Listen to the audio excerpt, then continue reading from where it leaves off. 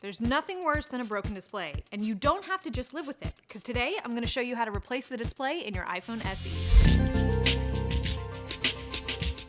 For this repair, you're going to need a P2 pentalobe screwdriver, an ice glack, a Phillips 000 screwdriver, some plastic opening tools, a small suction cup, a spudger, and tweezers.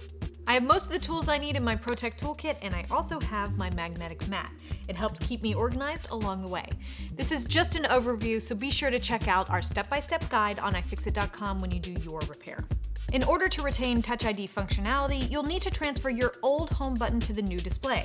We have a step-by-step guide on this very process, as well as a video guide for you if you prefer. The first step is to open the phone, and it's as simple as removing the 2 pentalobe screws on either side of the lightning connector. Once those are out and organized on your mat, use your ice glack to pop open the phone. Slide the iPhone between both suction cups and press firmly right above the home button. Then just pop it open. Don't open the phone too far or you risk damaging the home button cable or the socket it plugs into. Keep the cable loose. If it's stretched taut, it's too far. If you don't have an ice glack, you can open your phone with a suction cup and an opening tool. We outlined this alternative in steps 5 through 7 on our guide. Once the phone is cracked open, we can get to work on the home button cable that is tethering it to the rear case. First, use your spudger to pry the bracket, then use your spudger to disconnect the cable. When the connector has been released, you can pull the home button end of the assembly away from the rear case using the top of the phone as a hinge. Open the display to about a 90-degree angle and lean it against something to keep it propped up while you're working on the phone. Add a rubber band to keep the display securely in place while you work. This prevents undue strain on the display cables. Time to disconnect the battery. To do that, we just need to remove the 2 screws holding the bracket in place. Remove the bracket and then disconnect the battery with your opening tool.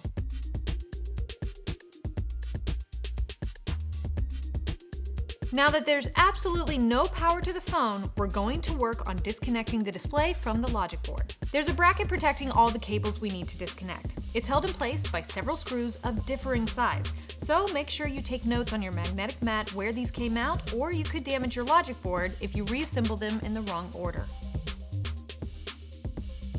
Now you can take the bracket out of the phone and get to work on disconnecting all those cables holding the display in place.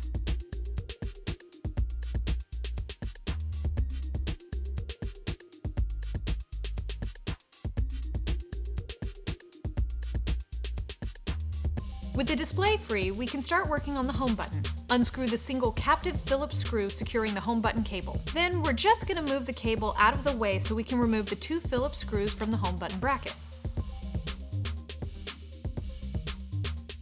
Take the bracket out and set it aside so we can work on the cable. It's glued in place with a little adhesive. Gently work the spudger underneath the cable to separate the home button cable from the front panel assembly, but don't remove it from the display just yet. If you put tape over your display to protect yourself from broken glass, you can remove the portion covering the home button now.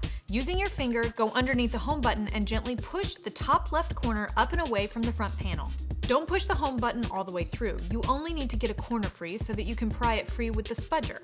If you feel like it's harder than it should be, add some heat from your eye opener and try again. After you have used your spudger to peel the home button the rest of the way off, you can remove the home button assembly from your phone.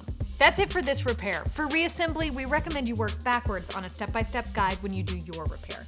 You can find all the parts and tools you need for this and many other repairs at iFixit.com. Good luck, and let me know how it goes. You can find me on Twitter @GwendolynGay and follow iFixit @iFixit while you're there. Don't forget to subscribe to our channel and give us a like on Facebook at facebook.com/iFixit.